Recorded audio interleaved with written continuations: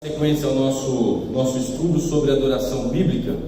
E antes da gente iniciar o estudo de hoje, a gente vai dar uma repassada rápida sobre os temas que a gente conversou na semana passada, para fazer uma breve revisão, tá bom?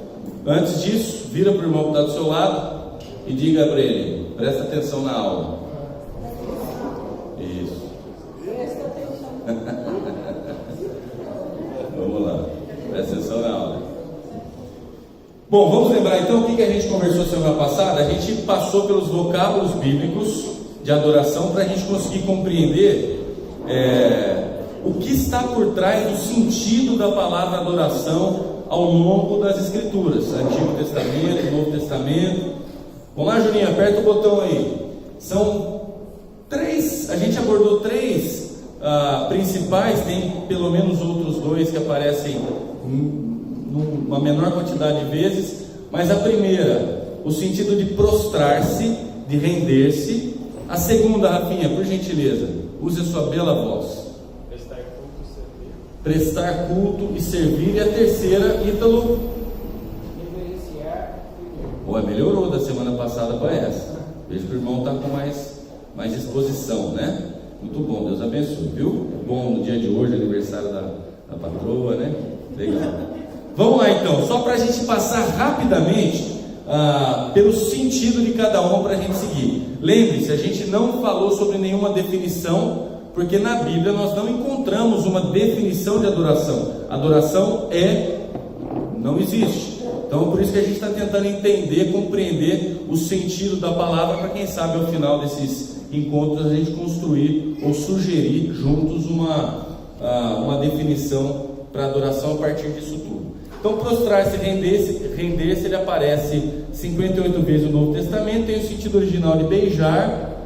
Entre os gregos era um termo que significava adorar os deuses, dobrando os joelhos ou prostrando-se, tá? E comunica a ideia de submissão. Um texto bíblico para a gente entender quando essa palavra aparece. Em Mateus 15, este povo me honra com os lábios, mas o seu coração está longe de mim, em vão me adoram, seus ensinamentos não passam de regras ensinadas por homens.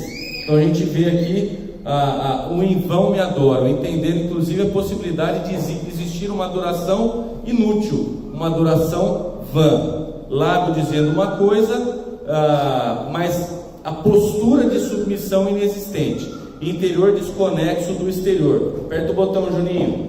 Para o Senhor Jesus, a incoerência entre o ato exterior e o interior é inconcebível. A gente falou bastante disso na semana passada. Vamos lá, próximo sentido, recapitulando: cultuar ou servir. Esse termo latreia, não vou ler isso aí tudo, mas que a gente viu que ele aparece bastante no Antigo Testamento, passando aquela conotação de culto, de serviço religioso, né? Lembra-se disso? E aí a gente viu que no Novo Testamento ela aparece de maneira um pouco mais tímida, e às vezes que aparece, inclusive no livro de Hebreus, ela aparece 6 vezes, 4 delas fazendo menção ao Antigo Testamento. E aí a gente pensou, poxa, será que esse termo de cultuar, de serviço religioso, de prestar culto, está atrelado à condição do Antigo Testamento? E a gente então foi para o texto, aperta o botão, Juninho, de Romanos 12, que aí esse mesmo texto, essa mesma expressão aparece lá. Portanto, irmãos, rogo-lhes pelas misericórdias de Deus que se ofereçam em sacrifício vivo, santo e agradável a Deus. Este é o culto racional de vocês, essa adoração racional de vocês. Essa expressão aparece aqui relacionando-se com o sacrifício, trazendo um cheirinho de Antigo Testamento, mas aqui a gente vê que o sacrifício é um sacrifício vivo. Que sacrifício é esse? É a vida no altar de Deus. É a gente. E aí a gente viu a tecla SAP, eu vou ler porque vale a pena. A tecla SAP do Romanos 12, volta, Juninho, não estejais ansiosos, irmão. Portanto, pegue o seu corpo, pegue as suas tarefas que você tem a fazer todos os dias, pegue o trabalho comum na loja, no escritório, na fábrica, no estaleiro, na mina, e ofereça tudo isto como ato de adoração a Deus. A verdadeira adoração é a oferta de Deus do corpo, de tudo o que se faz com Ele, todos os dias. A real adoração não é ofertar a Ele uma liturgia, ainda que nobre, nem nenhum ritual, por mais magnífico que seja. A verdadeira adoração é a oferta diária, é a oferta da vida diária a Deus. Isso ajuda a gente a trazer para a linguagem, assim, para hoje, para deixar bem claro a ideia de sacrifício no Novo Testamento, a ideia de adoração, e a gente vai então aprofundando a nossa compreensão sobre a adoração no Novo Testamento. A adoração a Deus não requer uma atividade ritual, litúrgica, mas a participação do coração, do amor, da mente, razão e da vontade, intencionalidade na decisão cotidiana de agradar a Deus com a vida. E a gente trouxe um cafezinho. Vocês lembram do café da semana passada? O que significa o café? Vamos ver. Amar a Deus de todo o coração, de toda a alma, de todo o entendimento e de toda a força. Isso, aí seria o KF, irmã. Tá, não, Aí seria o KF. na sequência, quase certo. Na sequência, coração, alma, força e entendimento. Café, coração, Só que alma. lá não é essa sequência. Isso, mas não fica discutindo com o professor, não. Queria ter uma filha assim. Gravando aí? Tá gravando. Depois o pessoal edita. Inclusive eles estão tendo muita dificuldade para editar a aula. Eu estou vendo, eu estou percebendo. Né, Marcelão? A gente é lembrado sobre a liturgia ficou para trás, não importa para Deus. O que importa é vida, coração, alma, força, entendimento.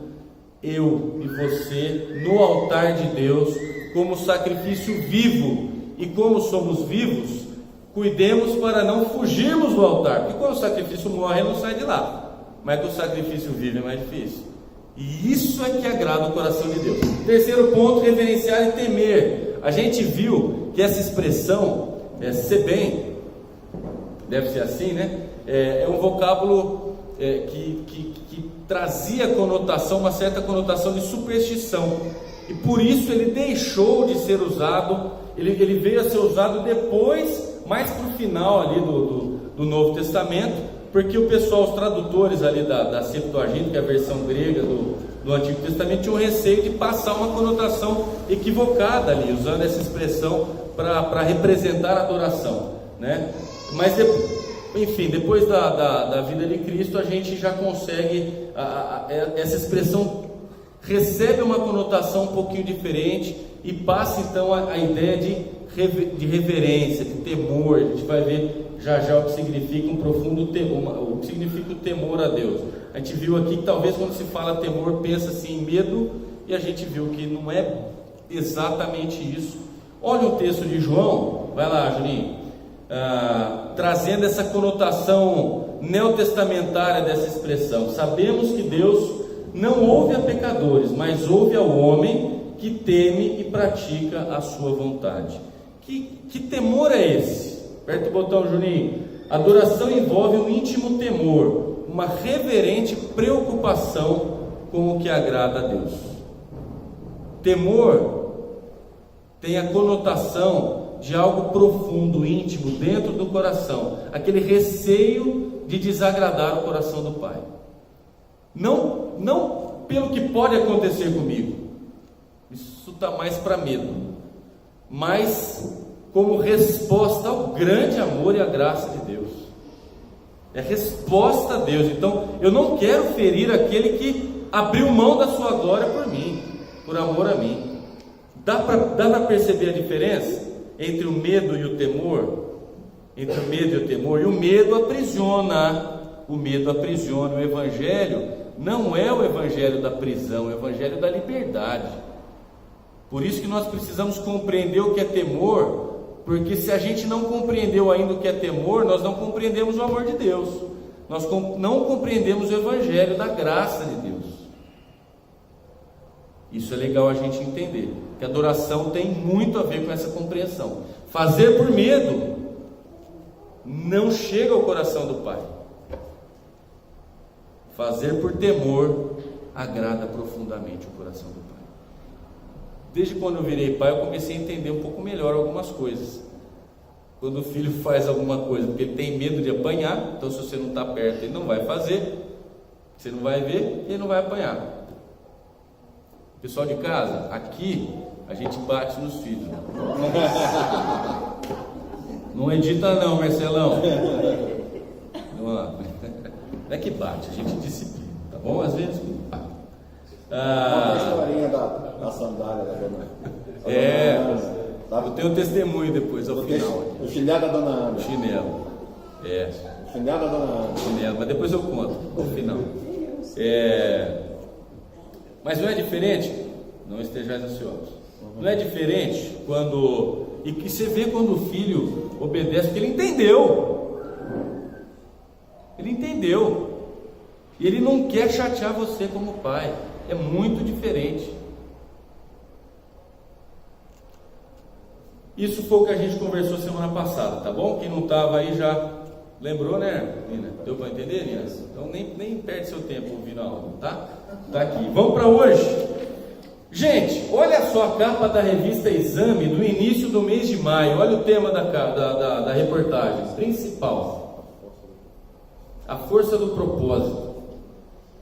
Eu posso mandar para vocês, aliás, eu posso mandar para vocês tanto a capa da revista quanto as aulas, tá bom? Quem quiser depois pede que eu mando por e-mail. É uma reportagem muito interessante, moderna, trata sobre a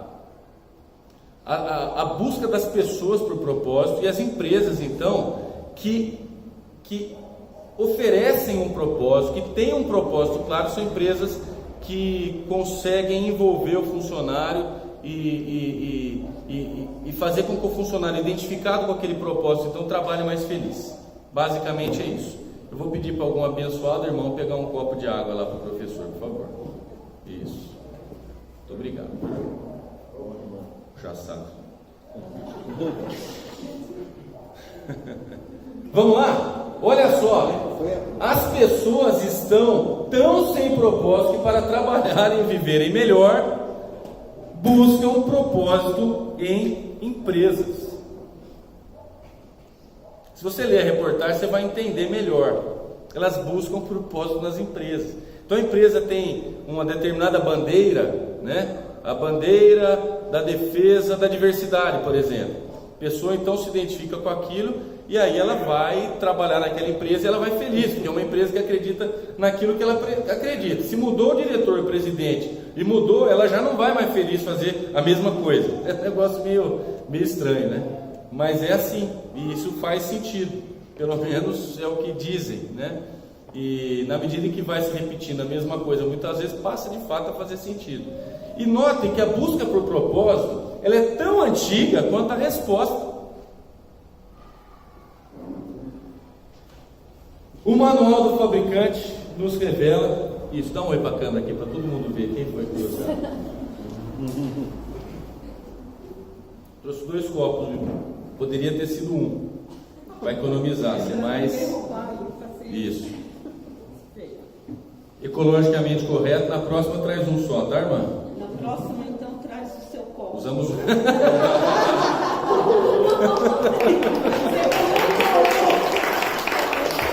Nossa, foi assim, ó. Isso é a falta do temor. Falta do temor. Vamos lá. A busca por propósito é tão antiga quanto a resposta. E o manual do fabricante, esse aqui, você que está em casa, dá um zoom. Manual do fabricante nos revela o propósito da vida. Aperta o botão, Juninho. Olha só o que diz Lê aí para nós, Nina, o que diz aí um trecho, só essa parte de cima aí. Estudos mostram que ter segurança material é importante, mas há um limite para dinheiro trazer satisfação. Nessa busca, descobrir significados para a vida é fundamental. Olha só que coisa interessante. Aperta o botão, Juninho. Peguei um trecho ali. Ó. Há um limite para o dinheiro trazer satisfação. Nessa busca, descobrir significado para a vida é fundamental. Então o pessoal está buscando significado, né? E a revista Exame está lhe provocando o tema. Olha só a oração de Agur em Provérbios 30. Se vocês não conheciam, é uma oração linda, talvez da Bíblia a minha favorita.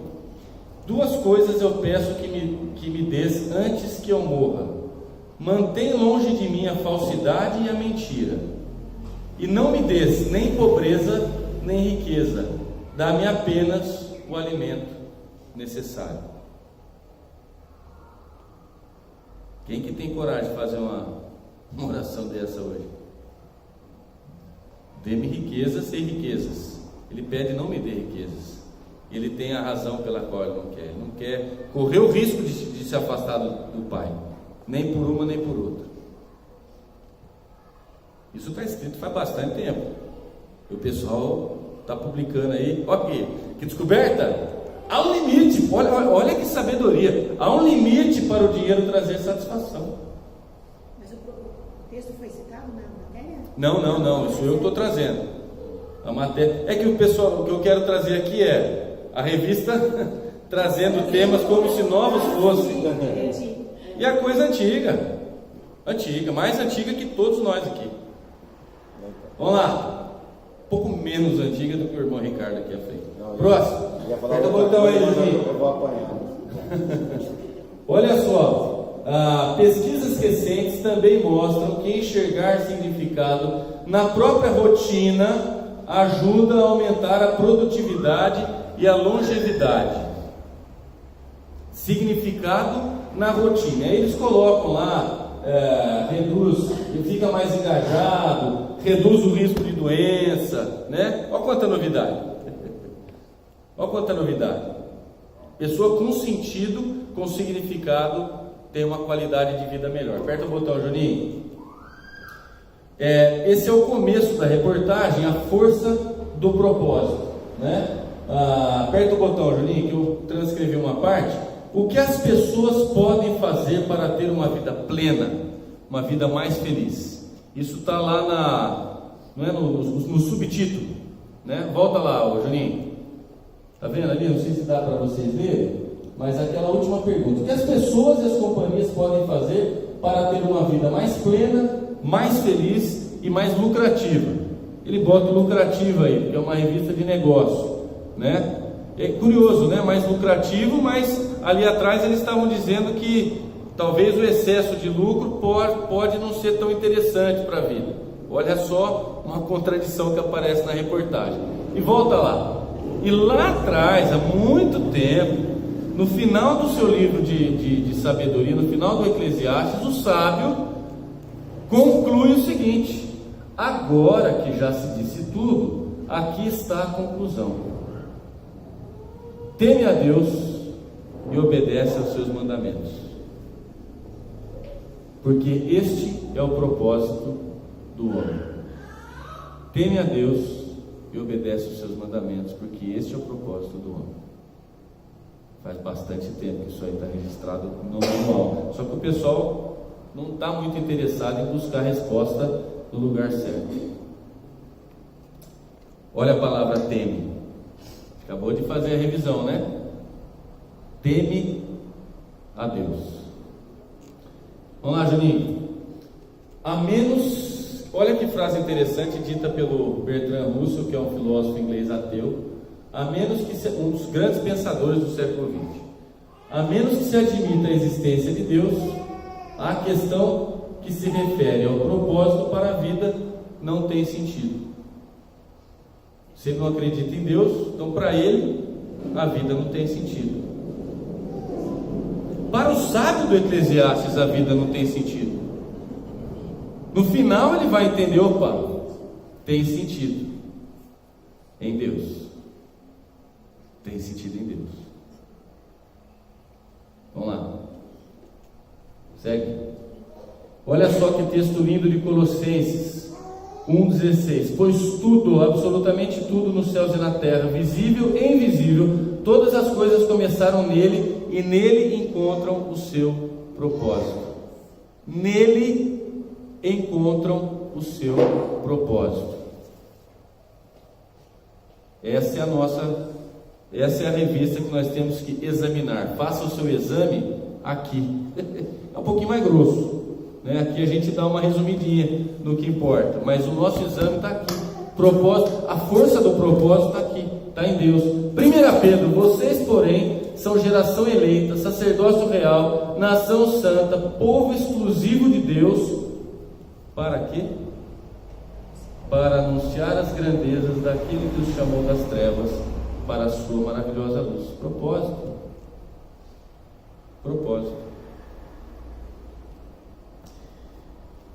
A vida tendo um propósito e tendo um propósito correto tem sentido.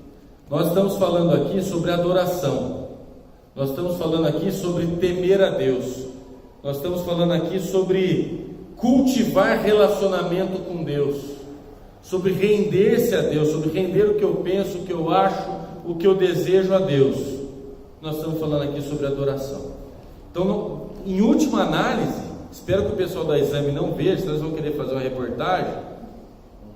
Em última análise, nós estamos aqui falando sobre o propósito de vida, sobre o que o pessoal está tentando encontrar e não vai achar fora de Deus, como disse o ateu. Vamos lá. Hoje a gente vai explorar um pouquinho mais o texto que eu achei curioso. Ninguém veio me cobrar isso. Então, como que você falou de adoração sem falar sobre talvez o texto, não sei se é o texto áureo, talvez seja, bíblico sobre adoração. Alguém fala? Alguém saberia arriscar? Que texto que a gente não pode deixar de abordar quando trata de adoração?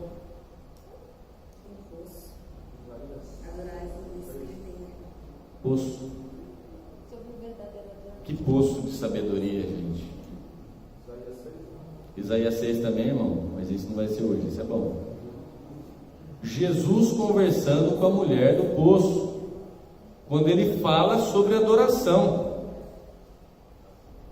Procura-se. Esse é o parte 2 da aula do professor Raimundo. Vamos lá. Olha o texto, João 4, e a gente vai ler, tá bom? Dá para todo mundo ler? Tá.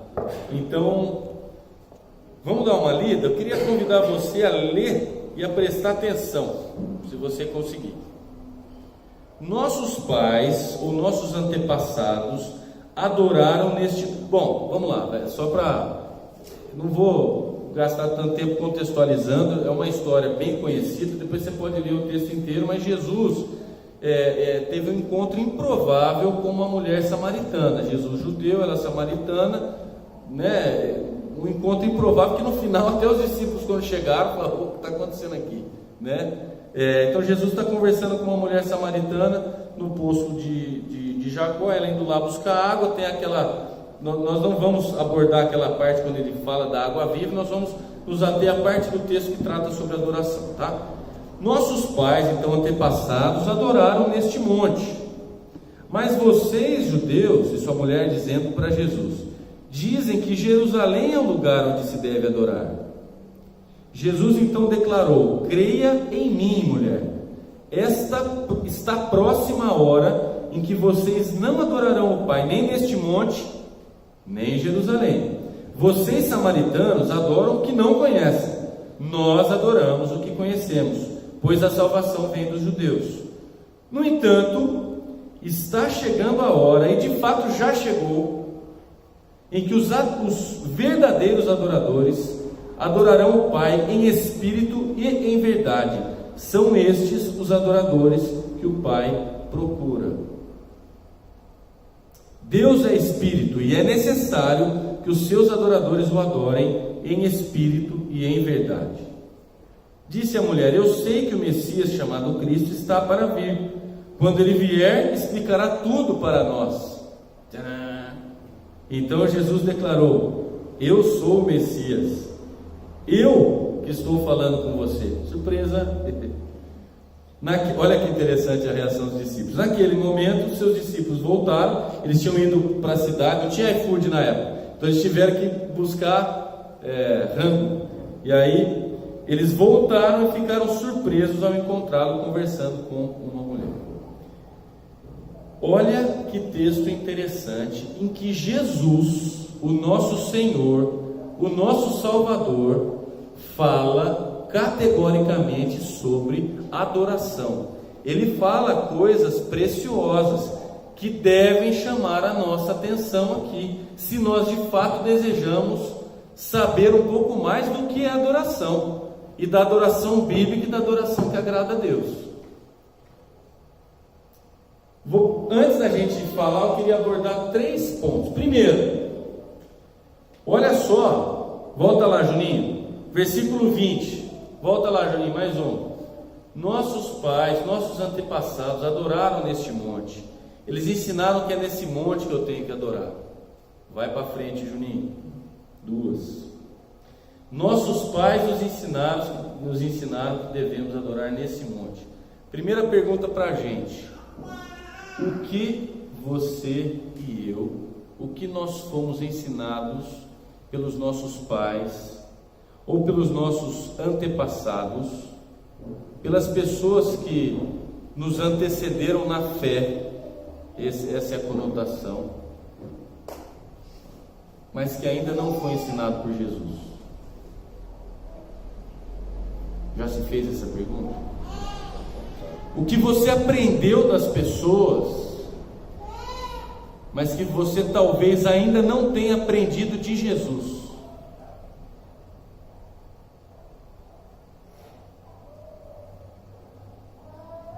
Essa era a situação da mulher. Ela tinha uma carga de aprendizado, seguia aquilo, mas ali ela estava diante daquele a quem a adoração deveria ser dirigida. A gente precisa dar muito mais valor para os ensinamentos de Jesus e da Bíblia do que a quaisquer ensinamentos que a gente tenha fruto de pessoas.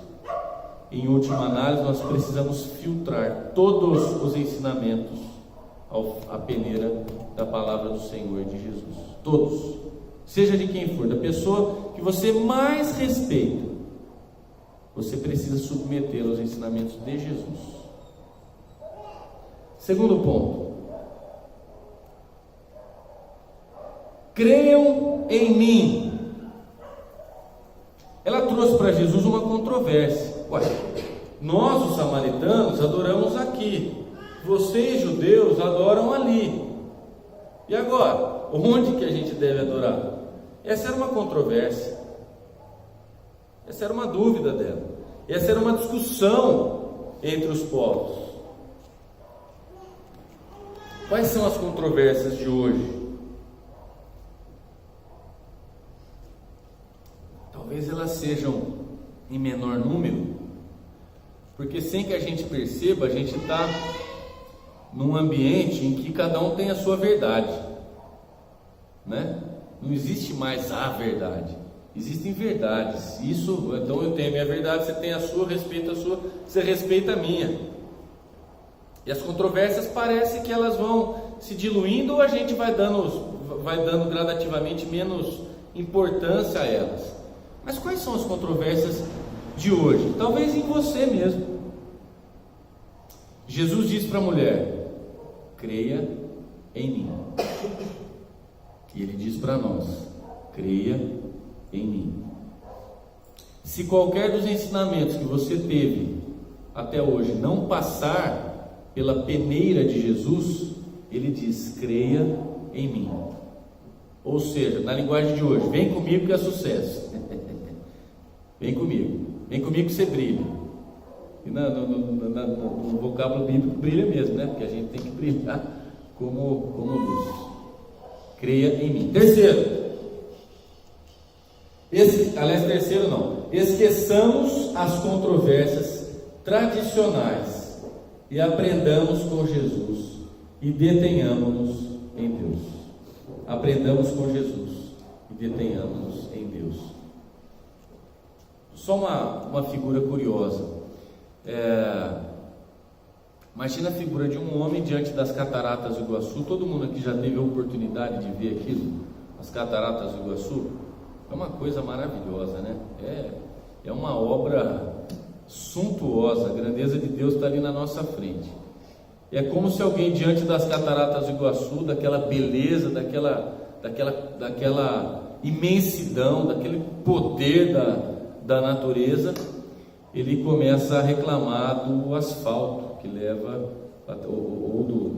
tá a catarata ali do lado e ele reclamando que tem um buraco no asfalto aqui. Sabe? Perda do foco. você diante de algo lindo, grandioso, e olhando para o menor, olhando para o desnecessário, né? Quantas vezes a nossa vida de adoração não é assim? Eu não estou falando sobre o culto cristão, estou falando da nossa vida de adoração. Adoração muito mais ampla do que o culto cristão. Na semana que vem nós vamos pensar um pouco mais sobre o culto cristão, mas nós estamos falando sobre adoração. Quantas vezes a gente perde a visão daquilo que é belo, que é lindo de Deus? Detenhamos-nos em Deus. Quantas vezes a gente se perde em controvérsias menores? Detenhamos-nos em Deus, aprendamos de Jesus. Vamos lá? Perguntas-chave então que devem mexer conosco. Quem são os verdadeiros adoradores? Que adoradores o Pai procura? Qual é a adoração aceitável a Deus? Antes da gente responder, e a resposta é simples e complicada, esse texto ele traz a expressão: são estes os adoradores que o Pai procura. Isso deve mexer com a gente, isso deveria mexer com a gente. Se o Pai está procurando pessoas, eu devo querer saber como ser encontrado, como ser percebido. Se o Pai está procurando, isso deve mexer comigo. É sobre isso que a gente está falando. É sobre entender o que faz com que a gente seja encontrado por Deus nessa busca por adoração. Deus quer ser adorado, Ele criou o mundo, Ele fez o plano da redenção para que nós pudéssemos nos relacionar com Ele. O desejo dele é essa relação de pai e filho, de adoração. Quem são os verdadeiros adoradores? Que adoradores o Pai procura? E qual é a adoração aceitável a Deus? Resposta: em espírito e em verdade. A resposta do texto é essa: o Pai procura adoradores que o adorem em espírito e em verdade. Vai chegar a hora, e já chegou rapidinho, né? Vai chegar, chegou, que os verdadeiros adoradores adorarão em espírito e em verdade. Nós precisamos tentar entender o que é esse espírito e em verdade. Antes da gente mudar,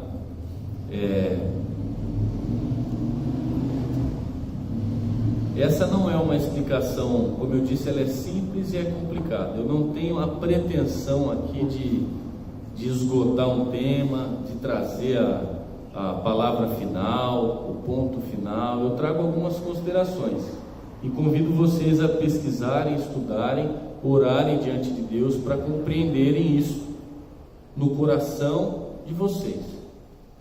Enquanto eu preparava essa aula, eu agradeci o Tiago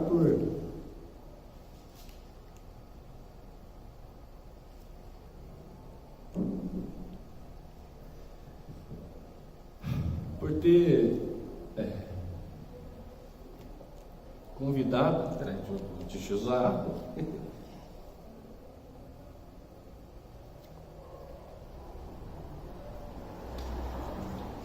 Não adiantou, vai precisar de mais água talvez. Por ter convidado e dado a oportunidade para falar, porque ao procurar compreender isso, eu aprendi pra caramba, né? São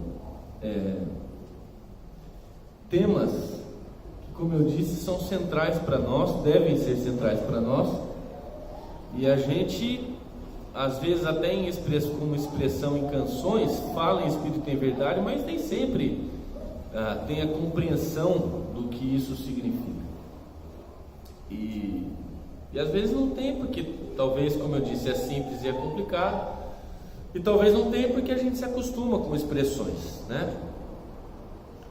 Então eu espero conseguir, obrigado, Espero conseguir compartilhar com vocês um pouquinho do que eu aprendi. Eu tentei fazer algumas observações aqui, e como eu disse, elas não são ponto final, elas são ponto de partida, tá bom?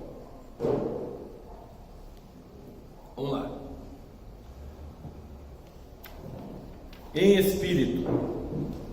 Primeira consideração a fazer, eu descobri que não são duas coisas separadas, embora elas estejam separadas aqui, mas eu vou já falar isso de antemão. Em espírito e verdade não são coisas que a gente separa. O que é em espírito, o que é em verdade? Elas caminham juntas.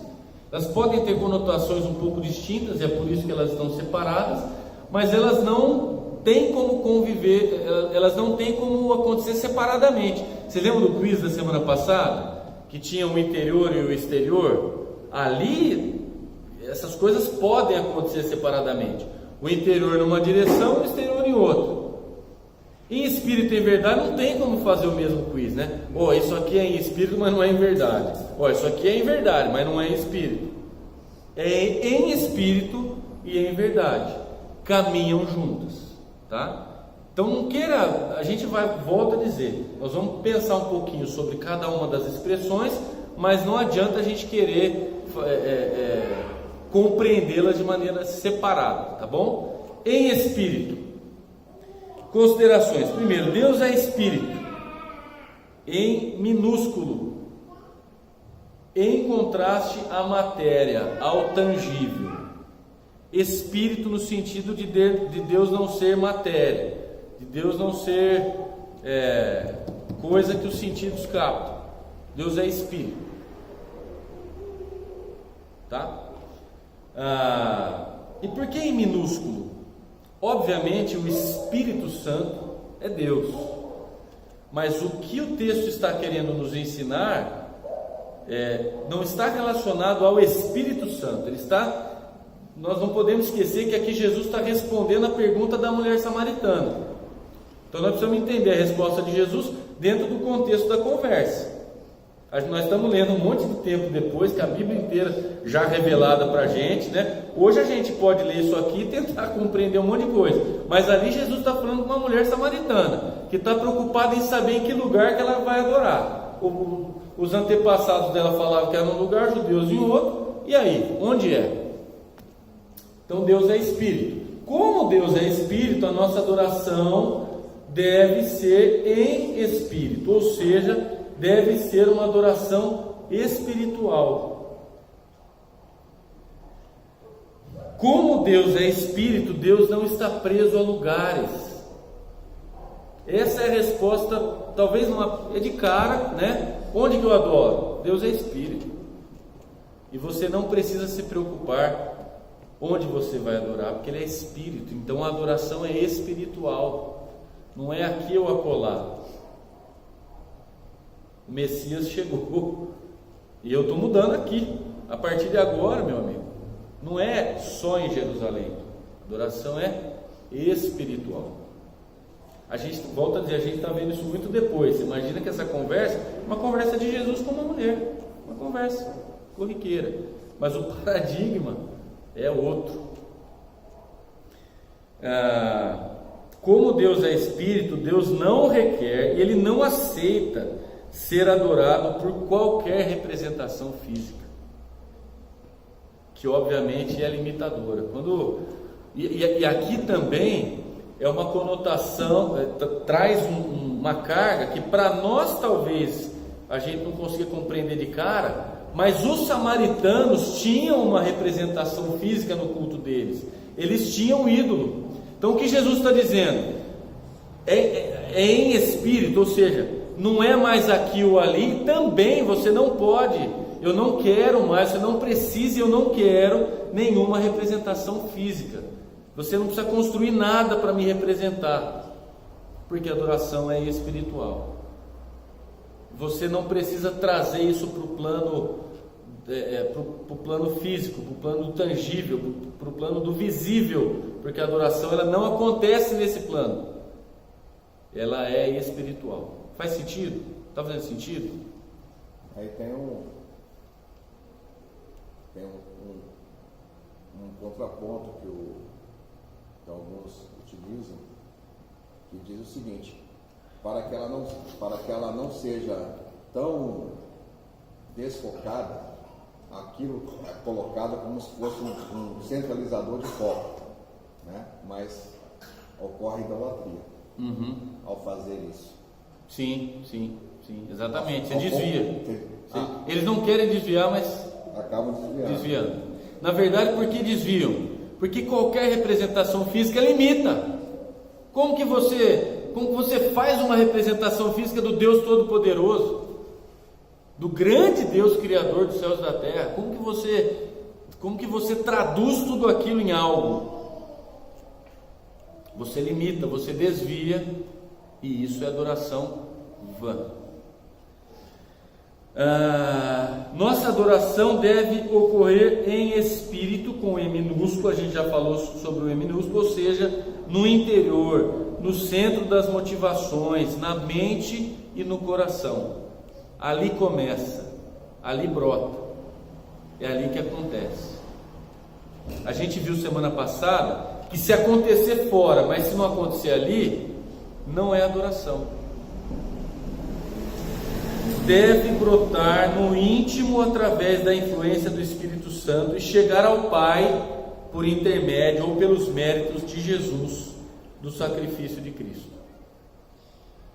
Deixem-se encher, não vos embriagueis com vinho, mas enchei-vos do Espírito Santo. Nós, quanto mais cheios do Espírito Santo, quanto mais cheios do Espírito Santo, cheios de Deus, mais o nosso interior, o nosso íntimo, terá condições de adorá-lo espiritualmente. Então note que o Espírito Santo, claro que faz parte do processo, mas o que o texto diz é: a adoração é espiritual. Cheios do Espírito Santo, você, claro, está muito mais alinhado, o seu espírito alinhado com o Espírito de Deus, e a adoração espiritual se dá, ela acontece. Em verdade, no contexto da conversa entre Jesus e a samaritana, a expressão em verdade, ela traz uma conotação, tem uma relação com autenticidade, com sinceridade. Ela está ligada à coerência entre o ato exterior e o interior do adorador espiritual. Por isso que não dá para separar o em verdade do em espírito. A adoração espiritual, ela só se dá se houver essa coerência. Qualquer ato exterior, qualquer manifestação exterior, ela só é válida se houver se ela acontecer a correta motivação do interior. Então essa é a conotação de Jesus para a mulher. É claro que 2000 anos depois, quando a gente lê isso aqui, a gente consegue talvez dar uma amplitude talvez um pouquinho maior, né? Poder compreender esse texto dentro do contexto de João, dentro do contexto do Novo Testamento.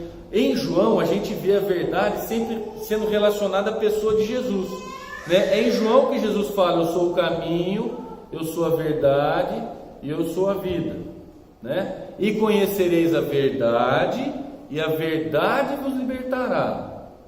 Verdade em João tem relação com a pessoa de Cristo, né? Então, quando a gente lê isso depois, e não é errado, talvez não seja a primeira intenção, vamos dizer assim, de Jesus na resposta para a mulher, mas a gente entender que adorar em verdade tem relação com a pessoa de Cristo, né? Adorar a partir do exemplo que Cristo nos deixou como vida. E aí nós vamos ter um monte de textos, nós vamos ter o Filipenses, não tenham não tenham por usurpação, né? Ser igual a Deus, mas como Cristo abriu mão da sua glória e tal. Então sejam humildes, né? E obedientes como Cristo. Então a gente vê o exemplo de Jesus, a verdade devendo ser seguida por nós. Ou seja, a nossa ação estar em consonância com o exemplo que Cristo nos deu. Mas lembre-se sempre, por isso que não dá para separar, é a ação espiritual, em espírito e em verdade. Está fazendo sentido ou não? Está fazendo? Se não tiver, Pode perguntar. Então, aperta o botão aí, Juninho. Adoração em espírito e em verdade não se mede por ações externas. Nós não conseguimos avaliar se qualquer adoração, se qualquer pessoa está adorando corretamente. Aperta aí. Olha só o texto de Coríntios. Ainda que eu fale a língua dos homens e dos anjos, se não tiver amor, serei como o sino que ressoa, como o prato que retine. Ainda que eu tenha o dom de profecia, saiba todos os mistérios, todo o conhecimento, tenha uma fé capaz de mover montanhas, mas não tiver amor, eu nada serei. Ainda que eu dê aos pobres tudo que eu possuo, entregue o meu corpo para ser queimado, se não tiver amor, nada disso terá valor. Então, como é que você consegue avaliar se qualquer belíssimo ato exterior é adoração? Qualquer pessoa aqui, eu arriscaria dizer que se a gente vê alguém vendendo tudo que tem e dando aos pobres, você ia dizer: puxa vida, que coisa, que exemplo, que adoração, isso é que é adoração. Mas aí a gente vai para Coríntios, a gente vai para adoração em espírito e verdade. Se não brotar de um coração adequadamente alinhado, não tem valor, por mais bela que seja a ação. Então a gente não tem condição de avaliar a motivação e dizer: que belo ato. Quem avalia isso é Deus. Vai lá. A mais nobre atitude externa, ou o mais belo ato religioso, não tem valor algum para Deus se não decorrer de íntima motivação no amor. Adoração em espírito e em verdade. Adoração espiritual que acontece lá dentro e pula para fora de maneira autêntica. Próximo. Olha só, é sempre bom a gente lembrar: o Senhor, o homem, aliás, o Senhor não vê como homem, porque o homem vê a aparência, o Senhor vê o Senhor vê pode falar bonito, gente. O Senhor vê o Senhor vê o coração. Ananias e Safira, oh, que bênção! Olha quanta coisa bonita que ele... Caíram duro, morreu. Olha que bonito, que coisa linda. Cadê a adoração em espírito? Zero, não tem valor. Pau, caixão. Vai lá. Eu deixei essa imagem que eu quero compartilhar com vocês. Quando você olha essa imagem aí, o que você pensa sobre esse pai? Pode ser sincero.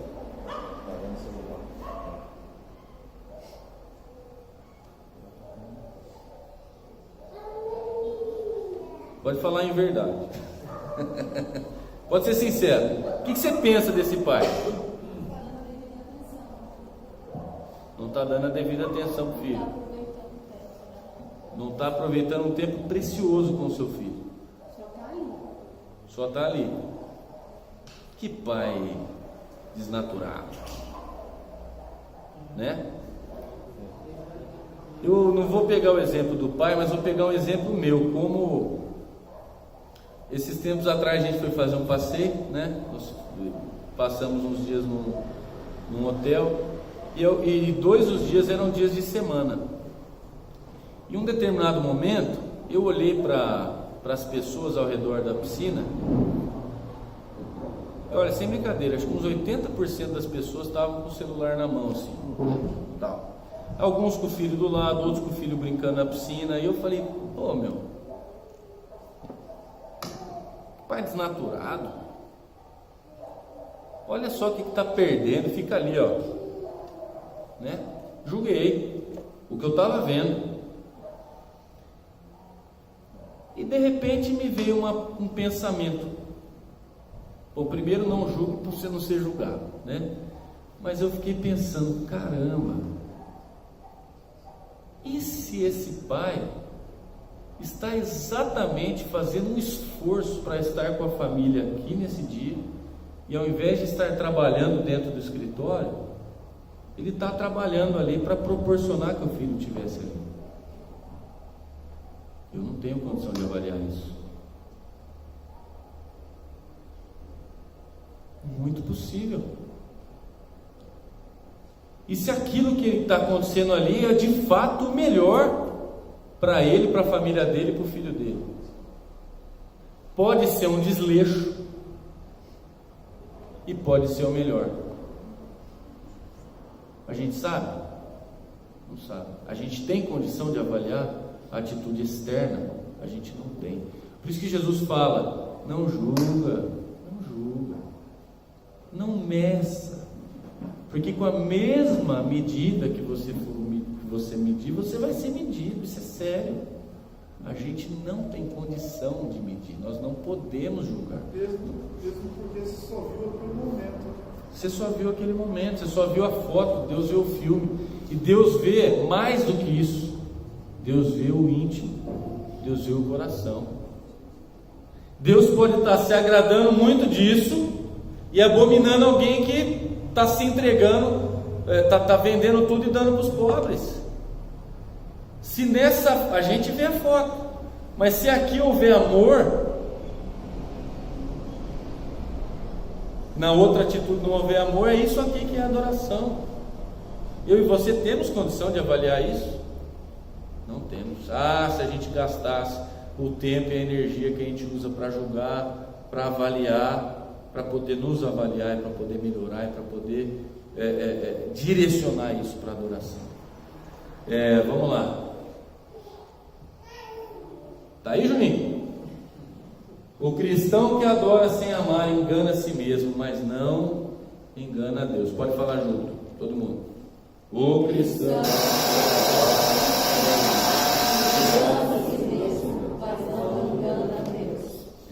ele engana a si mesmo. Nós vamos ter que esticar aqui, só para concluir. Nisto conhecemos o que é amor. Jesus Cristo deu a sua vida por nós e devemos dar a nossa vida por nossos irmãos.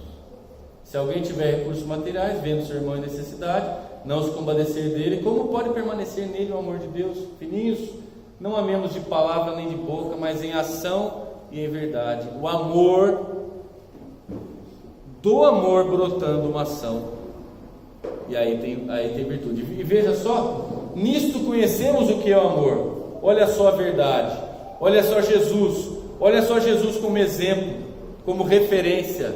Jesus deu a sua vida por nós e devemos dar a nossa vida. E dentro do texto, dar a nossa vida não é a gente matar a nossa vida, mas dar inclusive o sustento da vida para quem não tem. Dar a vida, sem aquilo a pessoa não vive. Dar a vida para aquelas pessoas. E é por isso que ele fala aqui, se você vê alguém com necessidade, compadeça. Filhinhos, não amemos de palavra nem de boca. Assim saberemos que somos da verdade. Olha a verdade aí. Lembrando, a verdade bastante tempo depois, mas olha a verdade aí. Olha a adoração em espírito e em verdade. Vamos lá? Nós vamos correr um pouquinho para... O sacrifício que agrada a Deus é o sacrifício de louvor. Olha o versículo o 16 ali. Não se esqueçam de fazer o bem e de repartir com os outros que vocês têm, pois de tais sacrifícios Deus se agrada. Sempre lembrando, adoração em espírito, motivação, por meio de Jesus. Olha Jesus aí de novo. Por meio de Jesus a gente agrada e adora o Pai, tá? Próximo, em espírito e em verdade. Assim, quer vocês comam, quer vocês bebam, ou façam qualquer outra coisa, façam tudo para a glória de Deus.